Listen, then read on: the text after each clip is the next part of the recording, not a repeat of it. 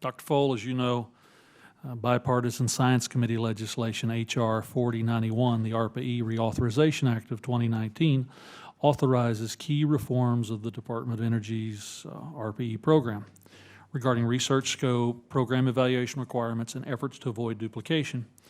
And being the next questioner after Mr. Lipinski, it's only appropriate that I ask you, as current director of the Office of Science and the former acting director of ARPA-E, can you please describe, using specific examples if you can, the level of intentional complementary research performed between the Office of Science programs and ARPA-E funded programs?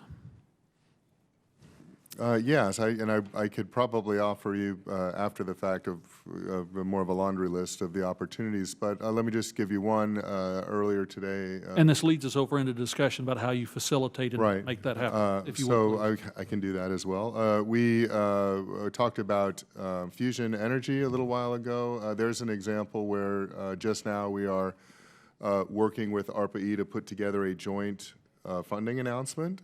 There's one concrete example. The benefit to the Office of Science of working with ARPA-E is this sort of special forces nature of ARPA-E, that they can move quickly, attack a problem with a lot of focus and with energy derived from bringing people in from the outside to run those programs. And so we're always happy, if not to co-fund, then to co-scope. So when we're working up a funding opportunity in the Office of Science, we will, just as a routine matter, be involving program officers and even contracting officers, because of the way they know how to do business in a different way, into our process. This is what we did with the quantum initiative that we just launched last week. This was a cross-agency effort that included ARPA-E to, what are we missing here in terms of the ability to move quickly? Before Secretary Brouillette became secretary, as deputy secretary, he started something called the Arctic Research Technology Investment Committee at the undersecretary level, so NNSA, Energy, Science, and the deputy secretary, and ARPA-E for just this high-level coordination function, and that's going very well. The working group under that does topical deep dives like advanced energy storage, like artificial intelligence and so forth, and reports up to the undersecretary level to assure that we are doing all the cross-fertilization that we can find opportunity for. And so that's relatively new. You may or may not have heard of that already. Dr. Fole, as I mentioned in my opening statement, I'm pleased to see that the fiscal 2020 appropriations numbers have adequately provided for U.S.'s contributions to the ITER program, the world-leading international research collaboration into fusion energy that's received strong and continued bipartisan support from this committee. As Director of the Office of Science, what will you do in FY 2020 and beyond to help ensure that U.S. ITER programs receive the resources that it needs? Well, we will follow the law. You've appropriated the money, and it will go. Thank you first. That's a very important point. Yeah. Yes.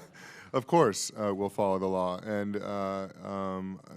the other, we're also working very hard, frankly, to stimulate our domestic fusion, including fusion energy startup community, that at the end of the day will feed into ITER and projects that go beyond ITER. So we recognize the intent of Congress, and we will follow the law. I will, if I can offer just a little awareness, I don't know if it was intentional, but I think it bears understanding that we did receive an increase of, I think it was $110 million in order to fund ITER, but received an overall increase for fusion energy for only about $107 million. And so the obvious consequence is we're making some choices there. And I understand budget negotiations are complicated, but we'd like to see, if I may, it's always great to have super support. We'd like to also support the domestic,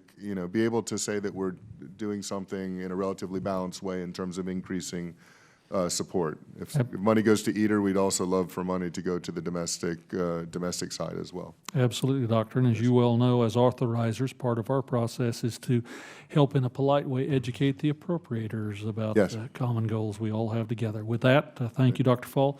Yield back the balance of my time, Madam Chair.